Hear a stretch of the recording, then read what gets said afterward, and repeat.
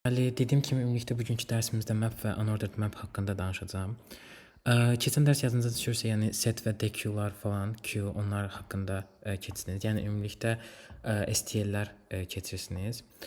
Yadınıza düşürsə set əsasən məsələn bütün elementləri içinə salanda həmişə sort kimi qaytarırdı və orada məsələn indekslə access eləmək olmurdu. Məsələn setin adını yazıb sonra bracketlər açıb tutaq ki 0 yazsanız, yəni birinci elementi qaytarmırdı.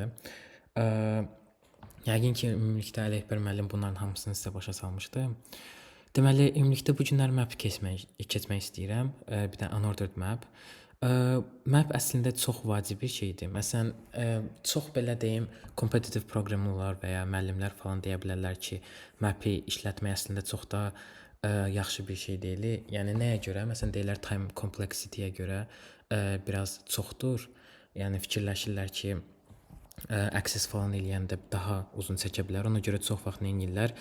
İkili vektor istifadə edirlər. Amma onu deyim ki, ikili vektor yazmaq həm daha çətin olur, həmçinin belə fikrimcə, yəni ikili vektor yazmaqdansa həmişə map yazmaq lazımdır. Ancaq bu yenə də dediyim kimi bu mənim öz fikrimdir. Məsələn, yarım finalda mənə map çox kömək elədi əslində. Məsələn, elə suallar var idi ki, maplə yazırdım, keçirdim, amma əslində yəni map deyil də bunun solutionu. Amma yenə də mənim fikrimcə map çox yaxşı şeydir. Ümumilikdə slide kimi keçmək istəyirəm. Üstəgəldəki kodlar yazaraq. Bir dənə bu köhnə kodlarımı silim.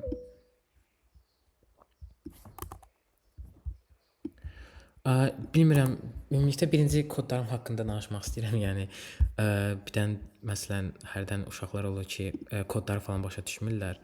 Yəni nə mənada template-imə görə. Ümumilikdə yəni buralara fikir verməyin. Bunlar sadəcə mənim template-lərimdir. Yəni bunların hamısını yazmışam. Əsasən solvun içində yazılacaq kodlar. Yəni ümumilikdə bütün keçilənlərin hamısı buranın içində yazacağam. Ələkbər müəllimin ümumilikdə bilmirəm template necədir, amma mən VS Code istifadə edirəm. Deməli ümumilikdə dediyim kimi bu günlər map və unordered map haqqında danışacağıq. Ümumilikdə keçən dərs əsasən məsələn setlər falan keçmişdi, DQ, set və s. Yəni yadınıza düşürsə yenə də deyirəm, məsələn setin sıraları falan olmur. Ondan sonra DQ məsələn iki tərəfli növbədir. Yəni hər iki ucdan silmək olur, artırmaq olur və s. Map nədir? Məsələn, vektorda biz görürsünüz, yəni ki, məsələn vektorda hansısa bir elementi access eləmək üçün tutaq ki yazırdıq, məsələn. Məsələn hansısa bir vektor eləyirdik. Ona məsələn nəsə ad qoyaq. Ondan sonra məsələn o vektorda artıq access eləmək üçün nə edirdik? Məsələn A0 yazırdıq. Yəni elə də məsələn tutaq ki belə cout eləyirdik də. Burada çox şey qayıtmayacaq əslində, çünki hal-hazırda içində heç nə yoxdur. Yəni ümumilikdə məsələn bizdə vektorlar belə işləyirdi. Yəni gördüyünüz kimi vektorda elədir ki, əsasən rəqəmlərlə istifadə olunur və onların öz sırası var. Yəni 0, 1, 2, 3 və s. Baxır sizin vektorun sayından asılıdır. Ancaq mapdə bu belə deyil. Mapin sayı olmur. Necə sayı olmur? Onu başa salım. Birinci map yazmaq üçün sadəcə çox asandır. Vektorun yerinə sadəcə map yazırsınız və map əsasən 2 dənə value götürür. Birinci value və məsələn ikinci value. Ümumilikdə bunları başa salım nədir?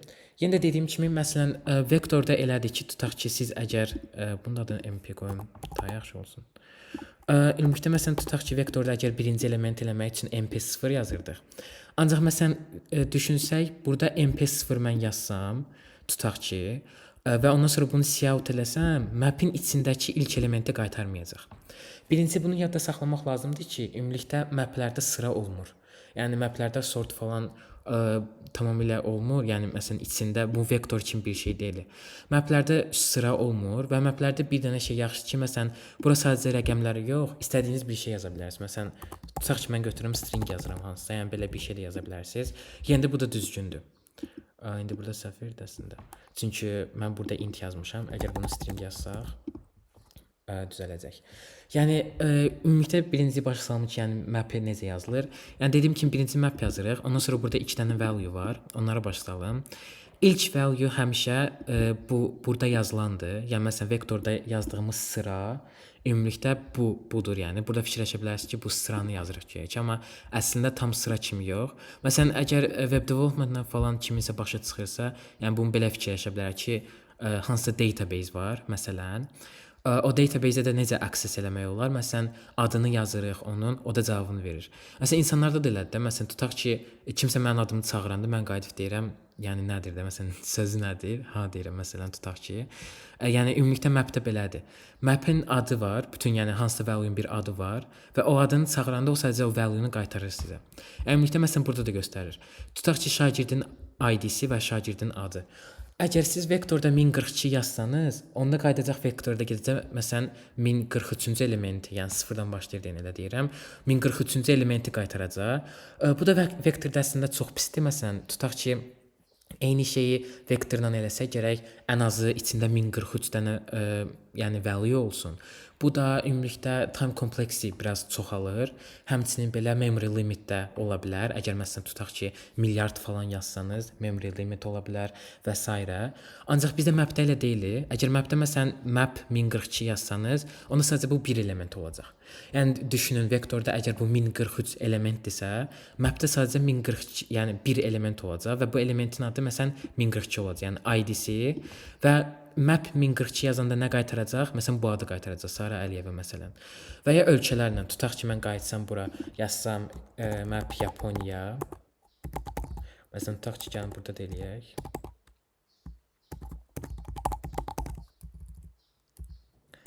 Məsələn burada yazırıq Tokyo. Yəni ümumilikdə belə bir şey. Məsələn hal-hazırda məsələn bunu vektorla edə bilmərsiniz. Vektor məsələn qayıdıb hansısa rəqəmin yerinə söz yazmağa çalışsaz bu error verəcək. Çünki yəni vektorda bunu başa düşmür. Ancaq mapdə bu çox asanlıqla yəni başa düşülür ki, burada nə demək istəyirsiniz. Məsələn indi mən bunu run eləsəm.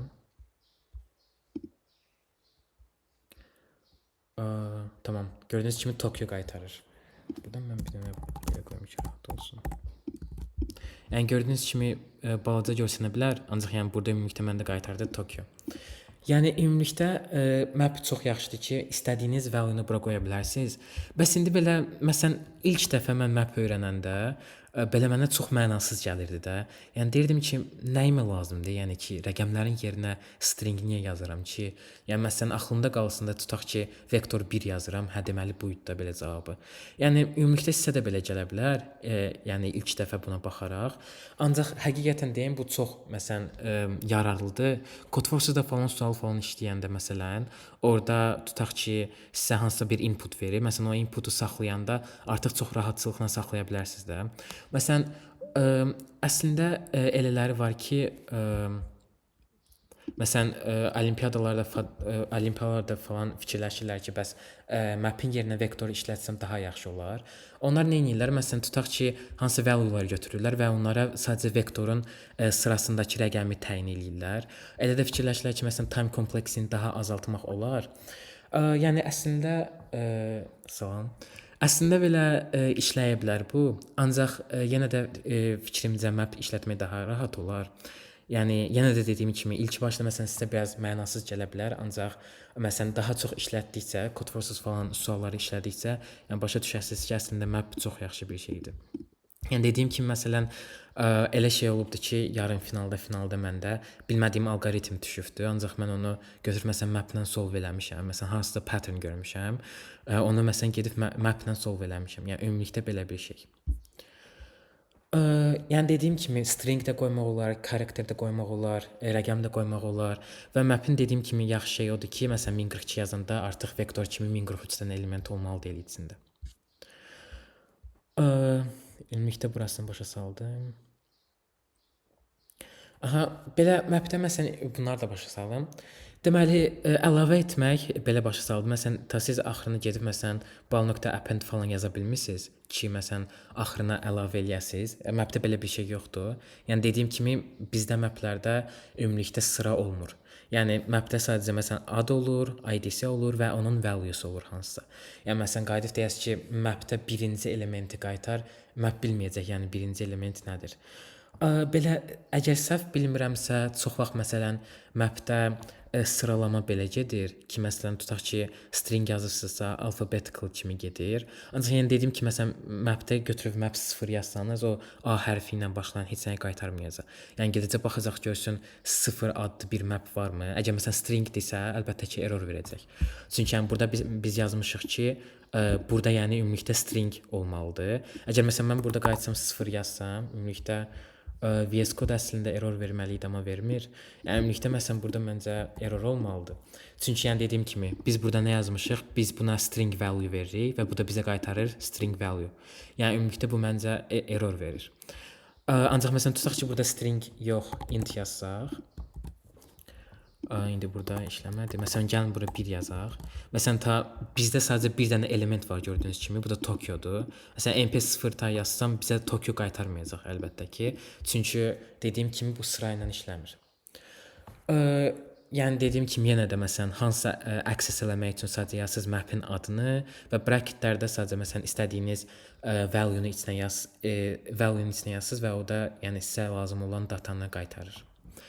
Ümumilikdə erase funksiyonu da var. Məsələn tutaq ki, gəlin qaytarım kodları. Məsələn bizə tutaq ki Yaponiya idi. Məsələn gəlin biraz çox yazaq.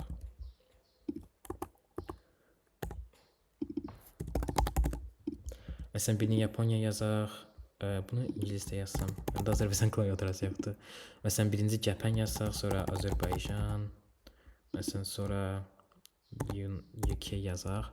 Məsələn Japan-da Tokyo, Azərbaycanda Baku, UK-də London və s. Məsələn ümumilikdə tutaq ki, əgər istəyiriksə database-dən UK-yi silək, biz nə edirik? Gördüyünüz kimi map'in adını yazırıq və sadəcə erase və ondan sonra value-nu yazırıq. Məsələn yazsam mən mp.erase UK. Bunu da vurğulamaq istəyirəm ki, bu əlbəttə ki işləyəcək. Məsələn, mən qayıtsam cout mp məsələn UK yazsam. Ondan sonra bunu run eləsəm. Yəni gördüyünüz kimi heç bir şey qaytarmadı. Çünki yəni bunun value'su yoxdur artıq silinibdi. Yəni bu əslində normal görsənə bilər ki, məsələn belə istifadə etmək olar. Sadəcə belə bir problem var ki, məsələn map'də erase daha çox time complexity-yə görə belə fikirləşə bilərsiniz. Çox da belə yaxşı olmaz. Ümumilikdə məsələn mən nə edirdim? Hərdən məsələn elə belə bəxtimi sınayırdım. Düzdür, belə çox da fərq olmur. Ancaq yenə də məsələn tutaq ki qayıtsaz, mp məsələn tutaq ki UK yazsanız, ondan sonra buna məsələn boş bir şey qoysanız, yəni bu da tam eyni bir şey işləyəcək. Yəni ümumilikdə məsələn təzədən cout mp UK eləsəz, yəni eyni bir şey qaytaracaq, yəni heç bir şey qaytarmayacaq. Yəni ümumilikdə belə bir şeydir. Yəni bunu belə də eləyə bilərsiniz erase istifadə etmək üçün. Yəni tam sizdən asılıdır əslində. İnanmıram aralarında çox da böyük bir fərq olsun, amma yenə də məsələn mən çox vaxt belə bir şey istifadə edirdim. Tamam. Yəni ümumilikdə məsələn çox vaxt belə bir şey istifadə edirdim ki, məsələn erasing yerinə sadəcə yazırdım belə bir şey ki, məsələn sıfırlansın. Amma yenə dediyim kimi mp.erase də işlətmək çox belə normal bir şeydir və dediyim kimi yəni çox da inanmıram belə problem yaratsın. Ondan sonra count var. Count sadəcə 1 və ya 0 qaytara bilər həmişə. Count-la ümumilikdə nədir? Məsələn tutaq ki, Codeforce-da belə bir sual ola bilər ki, tutaq ki, hansı bir database verir. Ondan sonra məsələn interaktiv suallar olur ki, tutaq ki, deyək ki, 1 məsələn yazanda deməli silməkdir bu. Məsələn 2 yazanda deməli add eləməkdir bu. Yəni ümumilikdə belə bir şey. Tutaq ki, bu nəyə istifadə oluna bilər ki, yoxlayaq ki, həqiqətənmi bu artıq qalıbdır ya yox. İndi bunu başa salım ki, məsələn əgər erase funksiyonu istifadə etsək və məsələn təzədən yazsaq ki mp.count UK, onda bizə 0 qaytaracaq. Ancaq götürsək məsələn belə bir şey yazsaq, boş value və təzədən məsələn yazsaq ki mp.count UK bizə 1 qaytaracaq. Bu nəyə görə belədir? Çünki yəni burada biz define eləyirik ki, bunun bir value'su var. Düzdür, içində heç bir şey yoxdur. Ancaq ümumilikdə yəni belə map görür ki, burada hansısa bir value var. Ona görə məsələn əgər suallarda məsələn elə ola bilər ki, tutaq ki, belə bir sual olsun ki, ümumilikdə belə şeylər olur, ondan sonra onlar erase olunur və siz də tapmalısınız ki, yəni tarixçə kimi də nəsə belə bir şey. Məsələn, ümumilikdə tarixçədən baxın, əvvəl belə bir məsələn UK ilə ad istifadə olunubmu? Onda məsələn onda bu texniki istifadə edə bilərsiniz ki, məsələn ondan sonra mp.count tutaq ki UK yazın, o 1 qaytaracaq. Deməli, yəni nə vaxtsa da bu value-nun istifadə olunubdur. Yəni əslində sualdan suala dəyişir. Yəni tam belə ağlımda sual yoxdur, düzünü desəm. Amma yenə də belə dediyim kimi, yəni məsələn count əgər istəsə 0 olsun, gərək yəni həmişə bunu istifadə edəsiniz. Ümumilikdə sonra size var. Yəni məsələn ümumilikdə neçə dənə içində value var. Tutaq ki, burada 3 qaytaracaq. Məsələn bunlar falan silsək, ondan sonra ümumilikdə məsələn desək ki, mp.size bizə 3 qaytaracaq. Çünki gördüyünüz kimi 3 ədəd yazmışıq. Və clear var. Clear-dəki, yəni tərcüməsindən başa düşdüyünüz kimi bütün içindəki value-ların hamısını siləcək. Yəni ümumilikdə bunların hamısı belə işləyir. Bura kiminsə nəsə sualı var?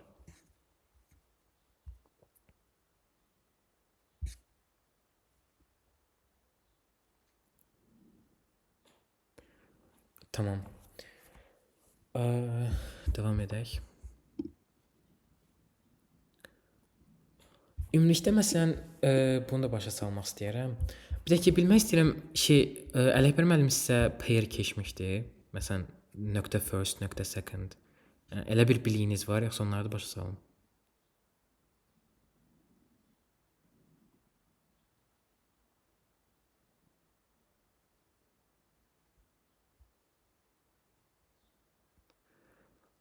Heç kim cavab vermədisə, yəqin ki, ya bilmirsiniz, ya da ki, cavab vermək istəmirsiniz. Tamam, ümumilikdə onda onları da başa salıram. .first, .second nədir? Birincisi, bütün məsələn, əgər istəsəniz ki, mapdəki bütün elementləri gəzəsiniz. Məsələn, bu da Codeforce-da məsələn standart suallarda ola bilər ki, məsələn desin ki, ümumilikdə mapdəki bütün value-ları çıxardın. Bunu eləmək üçün əslində bir neçə həll yol var. Ancaq məsələn ən çox istifadə olunan for loop-undan auto-dur. Yəni ümumilikdə məsələn buradakı gördüyünüz kimi məsələn yazır for auto x, məsələn mapin içindəki eyni şey gəlin yazaq. Əslində bunları qaytarsam yaxşıdır. Məsələn yazaq for auto and e in map. Bu kodu indi başa salacağım sizə ümumilikdə. Məsələn cout. Tamam. Ümumilikdə bu kod nə edir? Deməli tamam. Ümumilikdə bu kod nə edir? Auto nəyə görə qoyulur? Məsələn, əslində burada autonun yerinə string də qoya bilərsiniz. Ancaq string qoya bilmərsiniz əslində. Əslində burada məsələn mapdə görür ki, belə başa salım. Ümumilikdə məsələn mapin içində store olunanda hansısa bir element, o həmişə pair kimi store olunur. Yəni içində pair kimi yazılır. Pair də yəni bilməyənlər varsa yenə də başa salacağam pair nədir. Deməli məsələn bildiyiniz kimi data tiplərdən məsələn belə var idi int və ya string məsələn. Bizə pair də var, eyni şeydir. Pair nə edir? Pair sadəcə məsələn tutaq ki, buraya yazaq int. Burada yazaq int. Məsələn p yazaq. Pair nə edir? Ümumilikdə bir dənə pairin içinə neçə dənə element istəsəz, yəni 2 dənə element yaza bilərsiniz. Tutaq ki, məsələn yazsaq p0. Məsələn .first. Məsələn bərabərdir belə bir şey. Bu niyə işləmədi?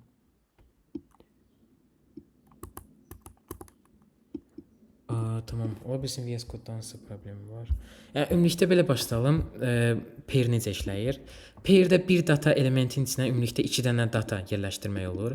Məsələn burada hal-hazırda mən yazmışam int. Bu nə deməkdir? Yəni məsələn bir dənə pair hansısa yaratmışam və onun içində 2 dənə data tipi olacaq. Yəni məsələn ikisi də int olacaq. Ümumilikdə maplər də elə işləyirlər əslində. Tutaq ki, biz bura string yazsaq, bu avtomatik olaraq bunu pair-ə çevirir və elə bil ki, bütün elementləri artıq yəni pair kimi görür. Məsələn belə fikirləşə bilərsiniz ki, map-i yazanda avtomatik olaraq vektor yaradır və vektora məsələn data tipi pair olur.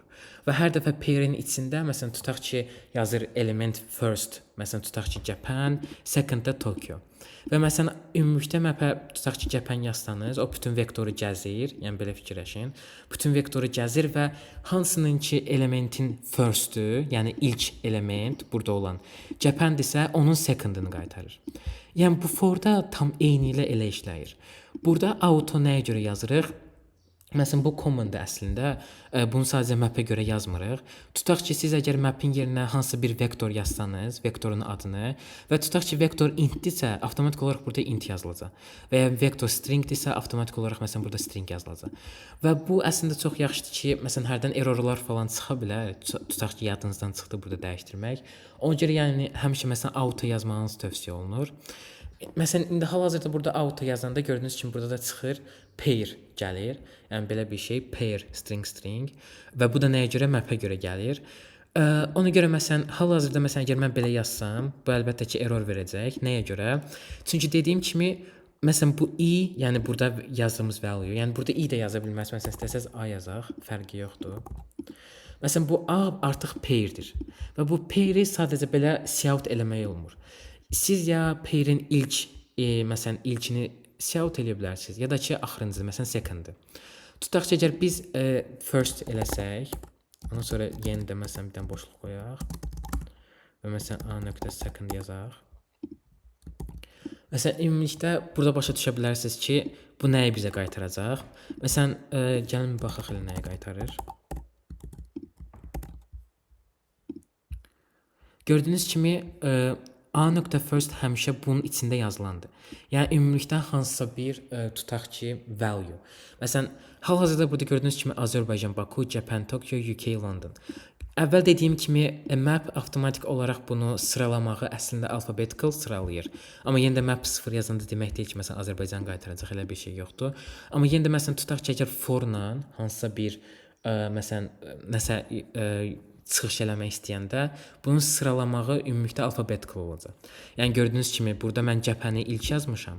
Ancaq bizə cəbhəni ikinci verdi. Çünki alfabetdə məsələn Azər A hərfi məsələn C-dən ilk gəlir. Ona görə həmişə Azərbaycanı ilk verdi. Yəni ümumilikdə onu başa salmaq istəyirəm ki, həmişə first yazanda belə çıxış eləyəndə ümumilikdə buradakı value-nu qaytarır. Second yazanda isə buradakı value-nu qaytarır. Məsələn tutaq ki, string yerinə bura int yazaq. Yəni tutaq ki, bunları da gəlin tez-tez dəyişək. Məsələn, bura 10 yazaq. Bura məsələn 20. Burada 30. Yəni yenə də bunun fərqi yoxdur. Bu auto yəni burada başa düşəcək. Əgər yəni yenə hover eləsək, gördüyünüz kimi ilk string gəlir, ikinci də long.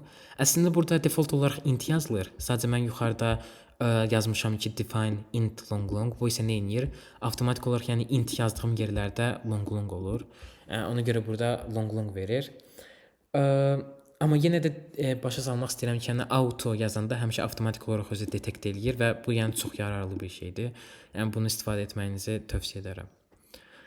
Ümumiyyətlə bura kimi kimsə nəsə sual var?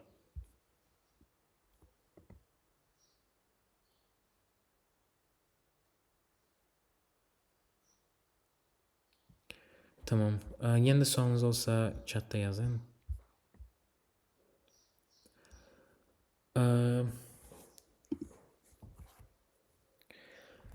Tamam.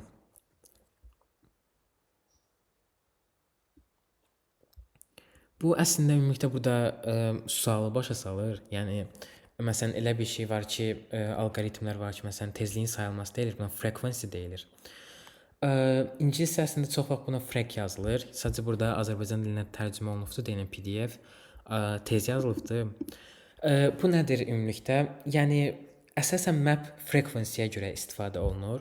Frequency ümumilikdə nə deməkdir? Məsələn tutaq ki, sizdən soruşur ki, məsələn bu elementdən neçə dəfə gəlibdir. Tutaq ki, belə bir sual olsun. Bir dənə sizə cümlə verilir və cümlədə siz məsələn A hərfi, məsələn ondan sonra inputda birinci cümlə verilir. Ondan sonra da bir-bir hərflər verilir və siz çıxışda o hərfin bu cümlədə neçə dəfə məsələn rast gəldiyini tapmalısınız. Ümumilikdə yəni məsələn elə bir sual gəlsə, bir dənə elə bir sual gəlsə, məsələn çox vaxt frequency istifadə olunur.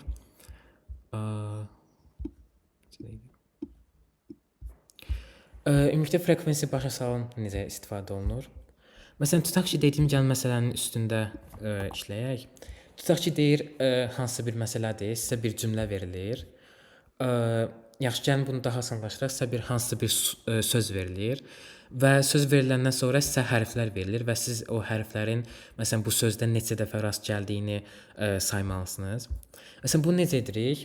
Ümumilikdə birinci bizə nə gəlir? Söz gəlir, ona görə yazırıq string. Məsələn, x yazırıq. Ondan sonra məsələn gəlin sin x edək. İndi isə bizə nə lazımdır? Ümumilikdə map yazırıq. Mapdə bizdə dediyim kimi, əgər hərfləri eləmək istəyiriksə, hərflər tək olur deyənə çox vaxt char yazılır. Ona görə biz yazırıq map char. Və məsələn neçə dəfə bu rast gəlibsə, deməli bu sayı olacaq. Ümumilikdə biz yazırıq int. Buna mp yazaq adını.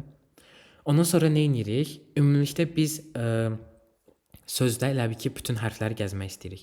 Ancaq birinci dediyim kimi inputda nə verilir? Məsələn, başqa hərflər də verilir.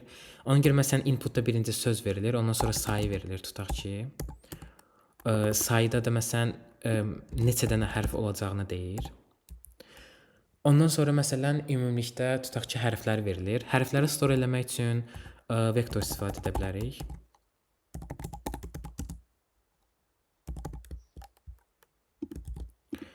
Və tutaq ki, yazırıq for integer I equals 0 m plus I. Məsələn, burada nə edirik? V nöqtə pushback.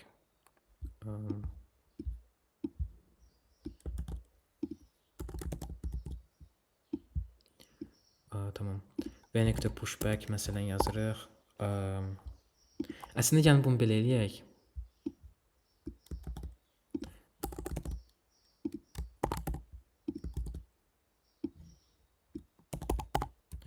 Belə məncə daha rahat olar.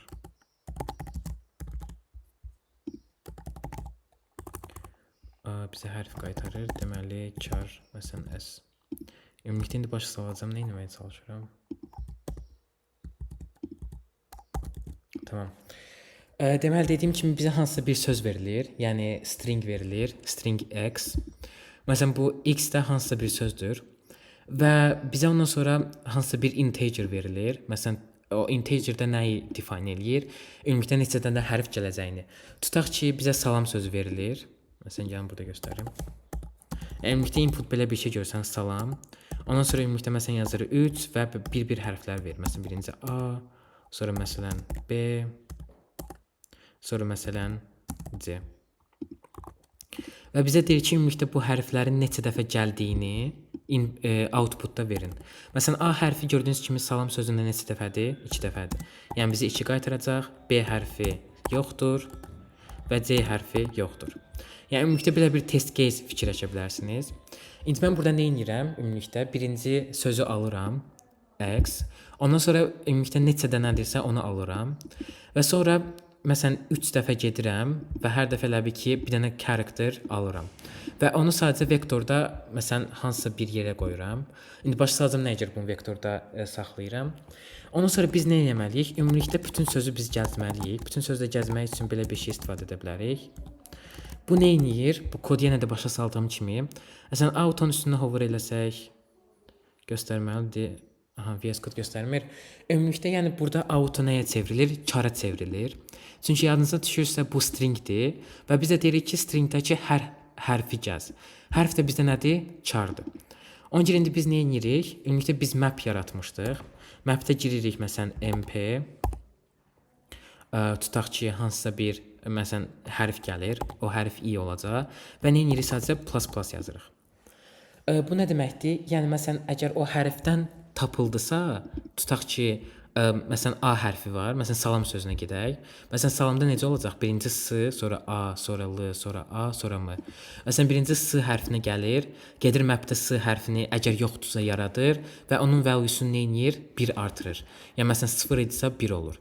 Və ümumilikdə sonra nə olur? Məsələn mapdə tutaq ki, S-ə qoyulur 1, ondan sonra məsələn A hərfinə qoyulur 2, sonra L hərfinə qoyulur 1, sonra da M hərfinə qoyulur 1. Nəyə görə? Çünki S-dən gördüyünüz kimi sadəcə bir dənədir. Ona görə mapdəki S-in valuesu nə olacaq? 1. A hərfindən 2 dənə, L hərfindən 1 dənə və M hərfindən də 1 dənə. Yəni ümumilikdə belə bir şey. Mapdə saxlayandan sonra ümumilikdə bizdə bütün cavablar var artıq. İndi biz nə etmək istəyirik? Sadəcə output vermək istəyirik. Outputda vermək üçün ümumilikdə vektordakı saxladığımız bütün hərfləri, yəni A, B və C. Nə edirik? Yenidən yazırıq. For auto and e. məsələn vektorun içinə giririk və ümumilikdə məsələn yazırıq cout nə edirik mp i. Yəni deyirik ki, map'in içindəki gir value-lara bax, yəni ABC. Ondan sonra səhv dedim, vektorun içindəki gir bütün value-lara bax, yəni A, B və C. Ondan sonra map'də yoxla ki, verilən sözdə, yəni bu hərfdə neçə dəfə rast gəlibdi. Yəni ondan sonra da bunu ümumilikdə cout eləyəcək. Gəlməsən bu proqramı yoxlayaq. Tutaq ki, mən indi salam yazsam. Sonra yenidən yazıram 3, sonra A, B və C. Gördüyünüz kimi nə gələcək? 2, 0 və 0. Yəni bunu məsələn başqa bir test case-dən də yoxlaya bilərik. Tutaq ki, gəlin belə bir şey yazaq. Ondan sonra tutaq ki, veririk 5 dənə hərf, sonra məsələn random hərflər S hərfi, W, E, F və məsələn K hərfi. Yəni indi kimin hövsələsi var saymağa saya bilər. Amma yəni ümumilikdə proqram düzgün işləyir. Buna nə deyilir? Buna frequency deyilir. Yəni ümumilikdə məsələn nəyinsə neçə dəfə rast gəldiyini yoxlamaq üçündür. Məsələn çox vaxt proqramistlər bura MP yox, frag yazırlar. Yəni bu artıq belə bir şey, məsələn populyar bir şeydir deyənə çox vaxt məsələn belə frag istifadə edirlər. Ancaq yəni mən həmişə map istifadə edəndə map yazıram. Yəni bunun heç bir fərqi yoxdur. Yəni sadəcə adını qoysunuz da. Adını istəsəz belə də Məsələn, adını istəsəz ümumilikdə belə bir şey də qoya bilərsiniz. Yəni fərqi yoxdur. Amma yəni dediyim kimi məsələn proqramistlər başa düşsün, kompetitiv proqramistlər başa düşsünlər deyənə ümumilikdə bura frag yazırlar ki, məsələn çoxlu map olsa, yəni başa düşsünlər də məsələn bu nəyin mapidir? Yəni ümumilikdə belə bir şey. Bu proqramla bağlı kiminsə nəsə sualı var?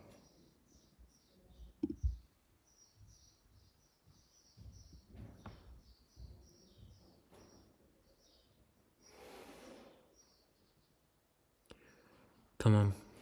Yoxsa davam edə bilərik. Yenə də sualınız olsa chatda yazın. Tamam, bunu yazmasaq da olar. Məsələn, burada da məsələn mən dediyimi başa salır. Məsələn, əgər özümüz dediyim kimi bir yazsaq, buna brute force olacaq. Yəni o da n kvadrat olur. Ancaq map'dəki ümumilikdə time complexity n log n-dir. Yəni bu düzdür, n log n də çox da belə, yəni map üçün biraz çoxdur. Amma yenə də mənim fikrimcə yəni yaxşıdır yəni. Məsələn, bunun əslində azalda da bilərik n log n-i. Map belə ümumilikdə sıralı saxlayır deyənə burada məsələn log n falan da gəlir.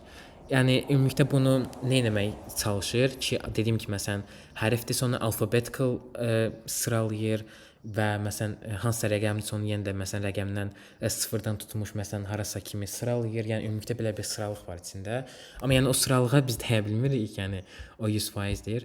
Yenə də məsələn map bunu öz istəyinə görə eləyir. Çünki yəni bunun öz alqoritmini tam dəqiq bilmirəm, yəni mapi necə qruplar. Ancaq alqoritminə girsəz, məsələn orada görərsiniz ki, onu əgər belə sortlasaq daha rahat olar bunu işləməyinə.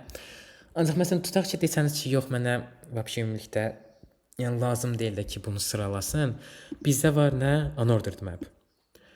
Unordered map əsas fərqləri deyim. Ümumilikdə məsələn burada mapdə sıralanır. Unordered mapdə amma adı kimi, yəni təsadüfüdür. Yəni heç bir sıralamaq falan yoxdur. Yəni ümumilikdə belədir. Məsələn axtarış qiyməti nədir? Məsələn tutaq ki, mən bura yazsam, lap əvvəlkində, yəni yadınıza düşürsə yazırdım MP Yaponiya, bizə qaytarırdı nə? Tokyo. Məsələn burada əgər mapdə biz onu eləsək, bu login-ə gələcək. Ancaq unordered mapdə eləsək O1-ə gəlir. Yəni bu çox sürətlidir O1. Ümumilikdə məncə çox yaxşıdır. Ancaq problem oradadır ki, map daha az yaddaş istifadə edir. Ancaq unordered map biraz daha çox istifadə edir. Məsələn, əgər çox vaxt əslində unordered map istifadə olunur, yəni çünki kompetitiv proqramistlər rare olur, yəni çox nadir olur ki, sualda məsələn 1 megabayt falan çox az versin. Düz Rufoya bir neçə dəfə düşübdü. Əslində məsələn bu ilki Rufo finalında da səhv eləmirəmsə D2-də B sualında orada var idi, hansısa memory limiti. Əslində o memory limiti demək olar heç kim hiss eləmədi. Yəni orada məsələn yazılmış ki, memory limit azdır. Amma yəni ümumilikdə bilmirəm yəni nəyə görə eləmişdilər. Ola bilər məsələn orada nəsə maplə hansısa bir solution var idi və ya məsələn DQ ilə falan. DQ də əslində çox memory istifadə edir. Amma yenə də dəqiq bilmirəm. Məsələn, amma yenə dediyim kimi çox vaxt unordered map istifadə olunur. Unordered map ümumilikdə istifadə etmək üçün sadəcə mapin yerinə yazırıq unordered map, yəni sadə, yəni bu qədər. Yəni ümumilikdə məsələn bu proqram tam eyniliklə işləyəcək, amma daha tez işləyəcək əlbəttə ki. Çünki məsələn biz burada nə edirik? Məsələn burada buna gedirik tapırıq. Məsələn bunu əgər login idisə, hal-hazırda məsələn O1-ə bu gedəcək. Yəni ümumilikdə belə çox da belə problem olmayacaq.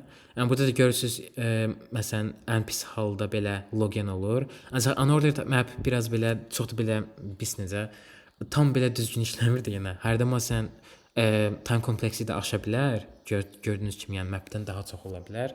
Amma yenə də bu, yəni ən pis halda, yəni məsələn biraz belə çox fərqli bir şey istifadə eləsəz, yəni məsələn burada yazır da, onda məsələn hansısa bir problem yarana bilər. Pairləri ümumilikdə başa saldım. Amma yenə də istəyirsiniz üstündən keçə bilərik. Deməli, pair dediyim kimi, yəni ümumilikdə mapdə əsasən də saxlanır. Sual yoxdur. Tamam. Pair ümumilikdə məsələn mapdə falan çox istifadə olunur. Başqa fikirləşim, pair harda istifadə olunur? Məsələn BFS-də, DFS-də məsələn oralarda belə pairdən də istifadə olunur. Amma yenə də pairi başa salsam, yəni ümumilikdə dediyim kimi məsələn əgər int-ə falan, məsələn tutaq ki, bunlar gəlsinlər artıq. Məsələn tutaq ki, nəsə int götürsək, məsələn siz bura bir dənə 0 yaza bilərsiniz. Məsələn qayıdıb bura 1 yazsaz, məsələn 2 dənə value, yəni bunu səhv görəcək. Məsələn deyə bilərsiniz ki, bəs pair nəyə istifadə edirik əgər vektor varsa? Yəni pair vektordan daha yaxşıdır, əgər sadəcə 2 dənə istifadə edirsinizsə. Yəni vektorda çox istifadə eləmək olur. Məsələn çox element istifadə olunur. Yəni nə qədər istəsəniz istifadə edə bilərsiniz. Yəni o sizin baxır, yəni nəyə görə istifadə edirsiniz. Amma ümumilikdə pairdə məsələn sadəcə 2 dənədir. Yəni pair cütlük deməkdir. Ona görə ümumilikdə belədir. Düzdür, məsələn pairin içində pair yazmaq olur. Onda məsələn daha da çoxalda bilərsiniz. Amma yəni indi pairi məsələn əsasən 2 dənəlikdir. Ümumilikdə məsələn pair yazmaq üçün çox sadədir. Sadəcə məsələn pair yazsınız. Ondan sonra pairdə məsələn yazsınız nələrdir. Və bir dənə də ad qoyursunuz pairə və vəsə.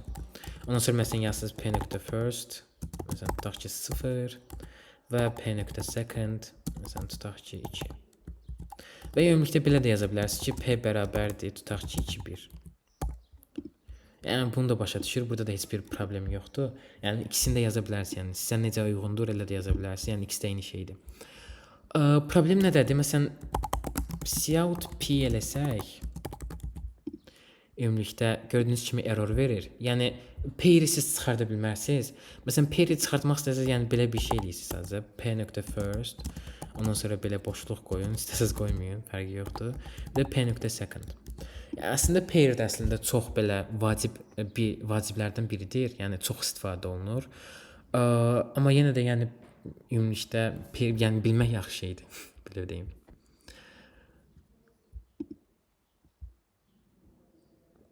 Burada da ümumilikdə göstərir, yəni necə pair qura bilərsiniz. Yəni make pair falan da var. Əslində məsələn düzünü desəm, bu make pair funksiyonunu istifadə edənləri mən heç başa düşmürəm. Yəni ümumilikdə əgər məsələn belə bir şey eləyə biliriksə, yəni nəyə görə biz bu make pair edirik? Mənə başa düşmür. Yəni bunu başa düşmürəm. Düzdür, burada belə məsələn yaxşıdır ki, tutaq ki make pair istifadə olunsa, auto qoysaq bunu məsələn avtomatik olaraq başa düşəcək hansı intdir, hansı int deyil, məsələn hansı stringdir. Bunu burada eləmək olmur. Amma yenə də yəni mənə çox mənasız gəlir, düzünü desəm. Amma yenə də məsələn tutaq ki, əgər pairi bilmirsinizsə, biri stringdir ya biri intdir, yəni ümumilikdə yəni belə bir şey eləyə bilərsiniz. Yəni bu da məsələn belə bir şey də yaza bilərsiniz. Məsələn təbii bir də bərabər qoymayıb belə bir şey də yaza bilərsiniz. Yəni eyni şeydir. Amma məsələn ən çox vaxt, yəni insanlar həmişə belə yazır. Yəni, həmişə yox, amma yəni çox vaxt, yəni commondur ki, insanlar belə yazsınlar. Məsələn mən də belə yazıram.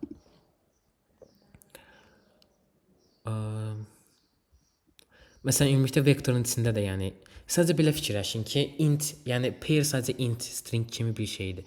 Yəni məsələn əgər vektorda int istifadə edə bilirsinizsə, deməli pair də olur, yəni və s. Ümumilikdə belə bir şey.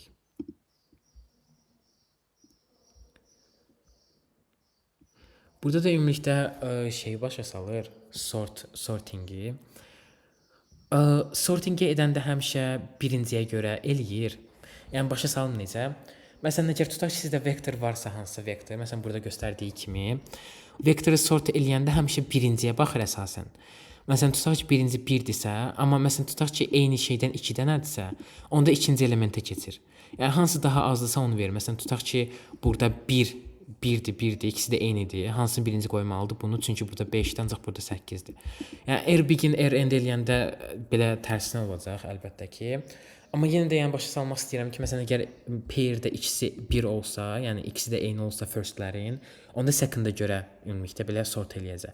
Amma yəni əgər tutaq ki, fərqli olsa, yəni second-a heç baxası da deyil. Yəni əsasən first-a görə ümumilikdə məsələn sort eləyir.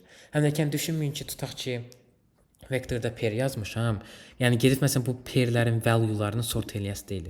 Məsələn 3-2 idisə bunu qayıdıb 2-3 eləyəsi deyil. Yəni yenə də bu 3-2 qalacaq.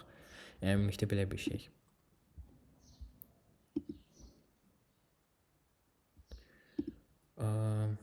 Tamam.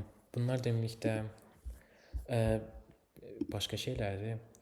Məsələn, ümumilikdə bunu PDF-i göndərəcəm. PDF-i ümumilikdə göndərəcəm. Kimdir gəlmə? PDF-i ümumilikdə göndərəcəm qrupa. Məncə artıq yekunlaşdıra bilərik. Çünki birazdan başqa dərs başlayır. Ümumilikdə bu dərslə bağlı kiminsə hansısa bir sual var? Yəni bu dərsdən də olmasın, başqa dərsdən də yəni fərqi yoxdur, sadəcə bir sual. Yəni verməsəz də olar, problem deyil, sadəcə yəni elə belə.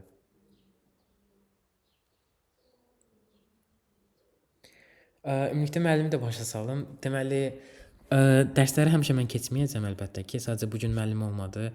Dünən, yəni keçən dərslərdə də olmamışdı. Mən də belə 3 dərs dalbadal dayandırmaq istəmirdim. Ona görə hələlik başqa müəllim tapılmayana kimi ümumilikdə mən keçəcəm dərsləri. Ancaq bir neçə müəllim var, danışıqlar gedir. Tam hazır olan kimi onlara ümumilikdə salacağam kamplara. Yəni ümumilikdə hələlik mən keçəcəm. Yəni başqa nəsə lazım olsa, yəni mənə direktdə yaza bilərsiniz.